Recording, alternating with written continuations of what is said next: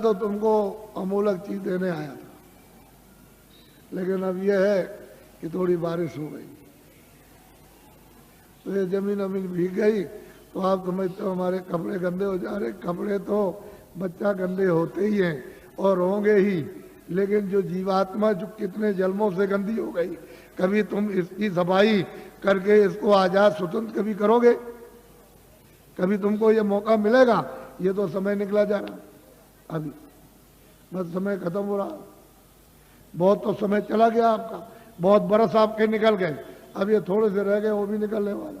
बस फौरन वारंट अभी कटता है और तुमको निकाल देगा। बस साल सुई की नोक और बालू का एक कण एक जर्रा जाने वाला है, एक किराए का मकान है। तो अमूलक चीज, ये अनमोल मनुष्य मंदिर में ये जीवात्माओं का अमूलक धन। तो तुमने ये तो कभी सोचा नहीं कि भाई हमने जीवात्मा के लिए अभी तक क्या इकट्ठा किया, उसके लिए कौन सा धन कमा के रखा कि जब तुम यहाँ से जाने लगोगे तो जीवात्मा की रक्षा हिफाजत होगी। उधर तो कोई मदद करेगा नहीं, उधर तो इधर से निकालेगा और उधर उसने हिसाब कर दिया कि इनको ले जाओ, इन्होंने बड़े मृत लोक में जाकर बड़े दुष्कर्म और बड़े मतलब बुरे काम और पाप कर्म किए, तो इनको ले जाओ कुत्ते में बंद करो जाकर के। तो कुत्ते में बंद, कुत्ते से निकाला बिल्ली में बंद, बीच से मिला तो गधे में बंद, गधे से निकाला ऊंट में बंद, तो ऊंट से निकाला किसी पंछी में बंद, तो 4 खाने 84 लज्जोनिया। फिर तुमको ये मनुष्य शरीर किधर मिलेगा? तुम तो ये सब जानते नहीं, तुमको तो ये सब मालूम नहीं, तुमने तो देखा नहीं। इसलिए मैं तुमको अमूलक चीज देने के आया हूं। कुछ आत्म धन चलते चला, जीवात्मा के लिए कुछ आत्म धन, यानी ईश्वरीय खुदाई रूहों को खजाना, उनको कुछ दे दो इस जिस्म में, शरीर में, तो इसका भला हो जाए। नहीं तो ये जा रही है तो दब गई, ये इसको कौन छुड़ाएगा? बिना महापुरुष बिना जानकार के इसका रास्ता कौन जानता है? कोई नहीं जानता, सब भटके हुए भूले हुए। तो अमूलक चीज लो, उसको देना चाहता। इसलिए तुम ऐसा मत समझो कि कोई बाबा जी जय गुरुदेव है या बाबा जी भगवान है। हम तो पक्के आपके सेवक हैं, सेवक। कोई भगवान नहीं है, कोई जय गुरुदेव नहीं है। जय गुरुदेव तो वो है, हम तो आपके सेवक हैं। सेवा करने का मतलब यही होता है कि तुम्हारी गंदगी को साफ, जो तुम्हारी गंदगी धोता है, साफ करता है, उसका नाम सेवक ही है। जितने भी भारत में महापुरुष आए इस प्रभु को प्राप्त करने के लिए इस कलयुग में, वो सब के सब सेवक रहे। वो कभी महात्मा नहीं बने, न कभी महात्मा बनेंगे, न बने, न उन्होंने कभी इच्छा और न उन्होंने कभी स्वप्ने मतलब ये कभी सोचा। वो तो सेवा। तो तुम लोग उनको पहचान भी नहीं पाते, और उनके पास में अमूलक धन होता, अमूलक खजाना, और तुम ले नहीं पाते। इसी जमीन में वो भी आते हैं, इसी जमीन में तुम हो, तुम इसमें लगे पड़े हुए हो, और वो यहाँ से निकल के चले गए और तुमको कहते हैं भाई जल्दी कुछ अपना काम करो, नहीं तो ये पराया काम, ये बोझा ढोते हो, ये तो छूटने वाला है, तो ये शरीर चला जाएगा, ये तो मकान तुम्हारा नहीं है, ये सामान पड़ा रहेगा। तो अमूलक चीज है, अमूलक धन है, तुम्हारे साथ खजाना रखा हुआ अथाह। लेकिन अब क्या करे बेचारी जीवात्मा, ये इसमें बंद है, इस कोठरी में बंद हो गई, फंस गई। अब इसको कुछ नहीं सुनाई दिखाई, कुछ नहीं देता। तो कोई महात्मा मिले तभी तो उनकी कृपा दया दृष्टि हो, और वो कुछ मतलब ये शुद्धि सफाई करें तो कुछ रास्ता दे दे तो अच्छा रहेगा, नहीं काम होता।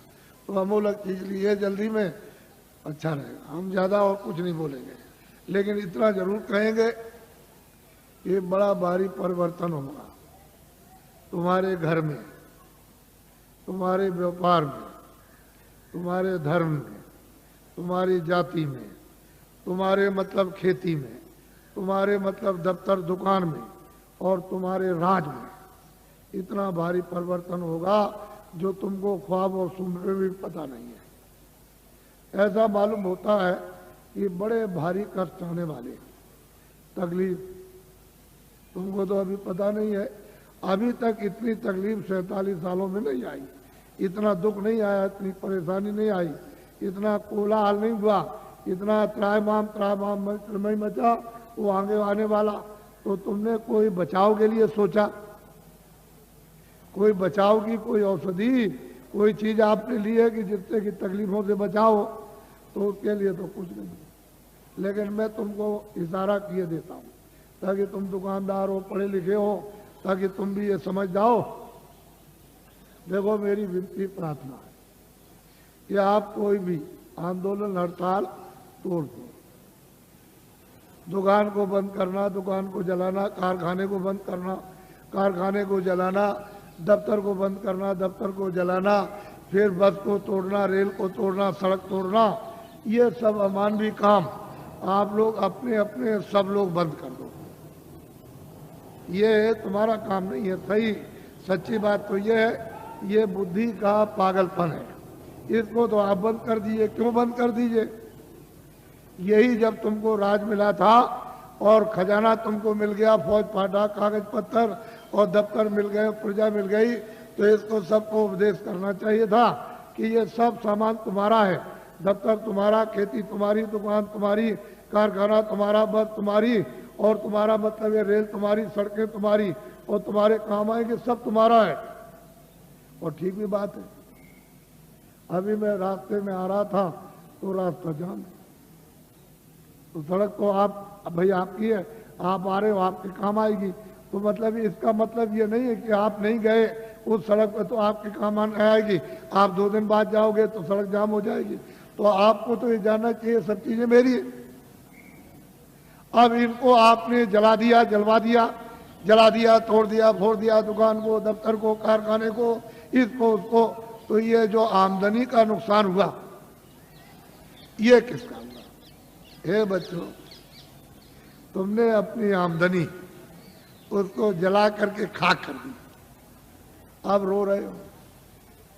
तो ये लोग राज कर रहे प्रांतों में और वहां सेंटर में, तो देखा इनको कि भाई अब पैसा नहीं रह गया, अब क्या किया जाए। तो ये बाहर भगे, बाहर से ले आए कर्जा मांग करके, हमारा देश गरीब है तो हमको कर्जा दे दो। सब देशों से मांगा है और सब से ले आए। कितना ले आए इसको वो जाने, आप तो जान नहीं सकते हो। लेकिन इतना कर्जा ले आए कि दे नहीं सकते, और उस कर्जे का इतना ब्याज होगा नहीं दे सकते हो। अब कहाँ लगाए कहाँ नहीं लगाए तो आप जानो। लेकिन मैं तो इतना ही कह सकता हूं, पर ये आपको बताना चाहता हूं कि वो भी जो कर्जा ले आए तो खत्म, पता नहीं कहां चला गया। अब ये लोग भगे कि देश कैसे चलेगा, तो वहां सरकारों से मिले हर मुल्क में कि देखो भाई हमारा देश बहुत गरीब है, और मतलब यह है कि अपने देश के बड़े बड़े उद्योगपति से साहूकार पैसे वाले हमारे देश में भेजो, हम सुविधा सब प्रकार की देंगे और वो पूंजी का यानी रुपए पैसे का फैलाव कर दे विस्तार। तो लोग वहां से चल पड़े। तो मैं 4 साल से बोल रहा हूं लगातार कि देखो भाई उनके आने का यहाँ मुहूर्त नहीं है। विदेशी उद्योगपतियों का भारत में रुपया पैसा फैलाने का, पूंजी निवेश का यानी मुहूर्त नहीं है, योग नहीं।